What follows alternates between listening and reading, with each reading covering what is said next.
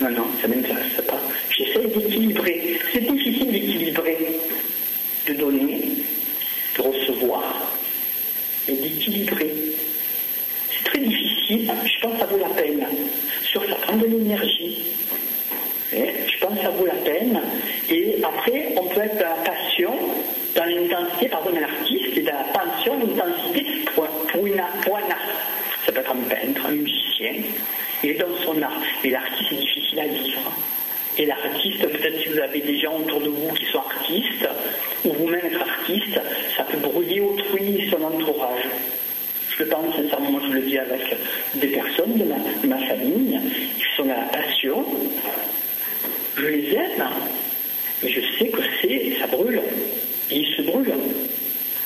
Ils ont peut-être trop le sens de la réalité.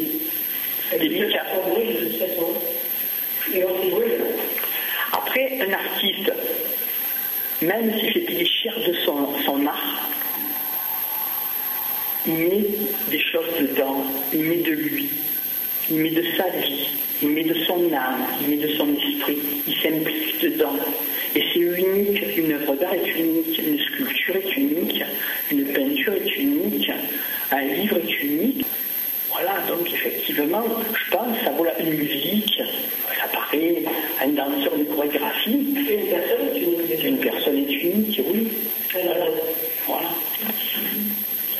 Voilà, simplement pour dire aussi que ce sont 17 comptes rendus philosophiques, donc ça m'a demandé pas mal de travail, pas mal d'énergie aussi, mais je pense que je suis content d'avoir fait un peu cette approche sur le soupçon, qu'est-ce qui est vrai, sur le jeu aussi, le jeu m'a intéressé, comment on peut se retrouver autour d'une table et de jouer aux cartes, comme de jouer dans le jeu. Le jeu, dans qu'est-ce qui implique dans une notion de jeu?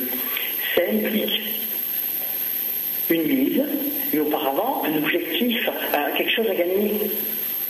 Donc il y a l'espoir, il y a de l'espoir, de la confiance sur quelque chose qu'on n'a pas et qu'on voudrait. Il y a une stratégie de jeu entre les joueurs.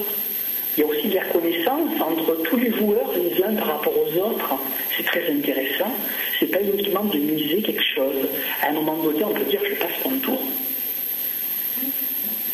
À un moment donné, on peut dire là, j'essaye de surenchérir les chouïas. Mais c'est une façon d'être ensemble, de partager, de communiquer, et c'est l'échange d'énergie, je pense sincèrement. Après, il peut avoir, ça c'est le côté peut-être positif du jeu. Après, il peut avoir la valeur où on n'a pas les sous pour jouer, et on va demander des sous à autrui pour jouer. Et là, effectivement, c'est la partie négative. Effectivement, on rentre dans un engrenage dangereux. Mais si on joue d'une façon, la philosophie, c'est un peu ça. C'est rentrer, même en méditation, avec une pensée. C'est un peu dangereux. Finalement, soi-même, c'est un peu dangereux. On peut avoir une pensée qui vous dise quelque chose, et tu dis, j'ai pas la solution, ou quelque chose m'irrite, ou quelque chose, et ça se passe mal, ou quelque chose. Je pense que le plus dangereux, c'est l'être humain pour lui-même. Je le pense sincèrement. Je pense. Le plus dangereux, je veux dire, chez l'être humain, c'est l'égoïsme. C'est aussi ce que j'appelle le... Alors après, par exemple, un concept culturel occidental semblerait qu'on nous oriente vers cet égoïsme entre guillemets avec la compétitivité, la rentabilité. Le moi-je des cartes, pour citer Mister Descartes, je l'aime bien, il a son utilité pour ma personne, donc c'est un langage que Marfou. Voilà. Il a le moi-je, maître et possesseur de la nature. Moi je saute le plus loin. Moi je suis le plus beau. Moi je suis le plus fort. On nous orienterait vers là.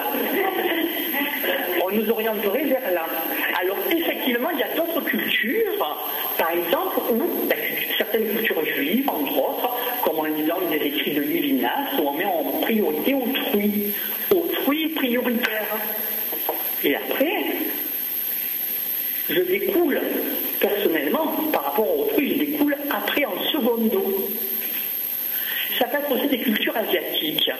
Par exemple, on a fait l'expérience, bêtement, hein, Monique, on a fait l'expérience, c'est pas l'expérience mentale, c'est vrai, on a enfermé, entre guillemets, dans une pièce, fermé à clé, un occidental, pas fermé à clé, c'est pas fermé à clé, là, elle pousse la porte, je crois que c'était un homme, on l'avait mis dans la pièce, avec une carte très haute qui s'échappe.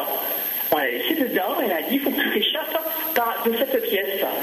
Et ben voilà, il s'est égosillé, gratte le mur, sauté, Disney channalisé, il n'a pas réussi.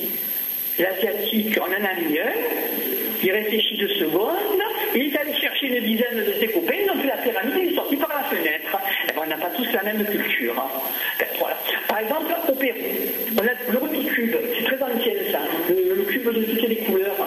Un occidental, il voudra arriver le premier, le faire, c'est la compétition, chacun fait le sien, ça se passe, je ne dis pas. Moi je sais pas. On a donné à des enfants péruviens, eh bien, ils regardent les uns sur les autres. Je ne dis pas que c'est mieux ou que c'est pire. Ben, ils mettent le temps.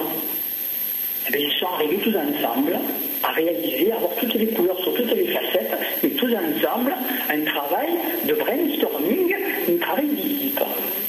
À un moment donné, je pense qu'il faut savoir passer le ballon. Ça fait partie de l'angiologie. C'est-à-dire, quand je vois une plume, c'est que peut-être, ça me fait penser que les personnes anxieuses, en voyant une plume, peuvent se détendre et qu'un ange est peut-être passé et qu'il a dit quelque chose ou qu'il a apporté quelque chose. C'est un travail d'équipe. À un moment donné, il faut que se passe le relais. Au football, si on voudrait jouer tout seul au football, ça ne marcherait pas. C'est un travail d'équipe. Je pense que pour un service, par exemple, un service dans un organisme est un travail d'équipe. Il y en a qui font de la comptabilité, il y en a qui sont là pour faire marcher des outils, des machines, il y en a qui sont là pour la communication, il y en a qui sont formés à répondre au téléphone, parce que répondre au téléphone, c'est pas évident. Et on fait partie de la linguistique de la PNL. Là, c'est important. Répondre au téléphone, comment on répond au téléphone, comment on parle à autrui, comment on s'exprime, quel est notre challenge. Et effectivement, on a des petits, que j'appelle des petits mots MOTS, qu'on imbrique d'une certaine façon, et c'est personnel dans une phrase. Et notre phrase est personnelle. Je pense que ça vaut la peine quand je vous dis, ceci est écrit, que je sois vivant, que je sois mort, finalement, ça n'a pas grand-chose. C'est pas un grand intérêt. Ça continue un petit peu là-dedans, dans ma personnalité, et ça vous dit peut-être quelque chose, ça peut vous dire quelque chose, avec un conditionnel d'interprétation.